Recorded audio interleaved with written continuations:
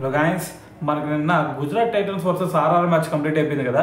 అయితే ఈ మ్యాచ్లో చూసుకుంటే మరి బుడతల్లాగా కనిపించే వైభవ్ సూర్యవంశీ, సో అతను చూసుకుంటే పెను విధ్వంసం క్రియేట్ చేశాడని చెప్పాను నిన్న.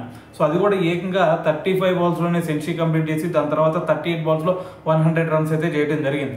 అయితే మరి ఈ మ్యాచ్లో ఓవరాల్గా చూసుకుంటే మనకి ఫస్ట్ బ్యాటింగ్ చేసిన గుజరాత్ టైటన్స్ చూసుకుంటే 209 రన్స్ చేశారు. దాని తర్వాత మరి రాజస్థాన్ రాయల్స్ చూసుకుంటే కేవలం 25 బాల్స్ మిగిలి ఉండగానే మ్యాచ్ని కంప్లీట్ చేసేసారు వీళ్ళు, అది కూడా 212 రన్స్ కొట్టి.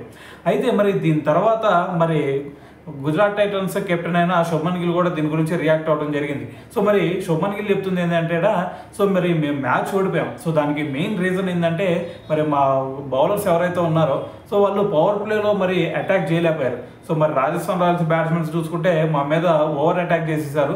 సో దానివల్ల మేము బ్యాక్ స్టెప్కి వెళ్ళాల్సి వచ్చింది.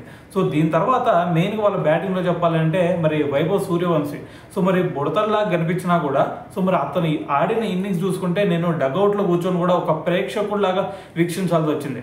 సో మరి అయితే నేను డగౌట్లో ఎందుకు కూర్చున్నాను అనే డౌట్ కూడా మీకు రావచ్చు. సో అయితే నాకు కొంచెం వెన్ను గాయం అయితే అయింది, సో అందుకని చెప్పేసి ఫిజియో ఇచ్చిన సూచన మేరకు సో నేనైతే డగౌట్లో కూర్చోవాల్సి వచ్చింది. సో అయితే మరి నెక్స్ట్ మాకు మళ్ళీ సెకండ్ వచ్చేసరికి ఎస్ఆర్హెచ్తో మ్యాచ్ ఉంది. సో ఆ మ్యాచ్ అది కూడా మాకు అహ్మదాబాద్ హోమ్ టీంలో ఉంది కాబట్టి హోమ్ గ్రౌండ్లో. సో మరి దీనికోసం అని చెప్పేసి నేను డగౌట్లో కూర్చోవాల్సి వచ్చింది.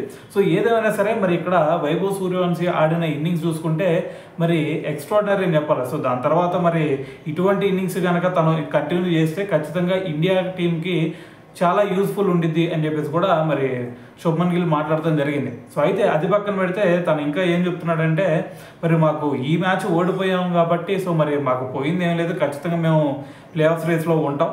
సో అయితే మరి నెక్స్ట్ మ్యాచెస్లో చూసుకుంటే మరి ఆ మ్యాచెస్లో మేము మంచి పర్ఫార్మెన్స్ ఇచ్చి ఖచ్చితంగా మేము ప్లే ఆఫ్ రేస్లో ముందుంటాం అని చెప్పేసి కూడా తను అయితే మాట్లాడటం జరిగింది.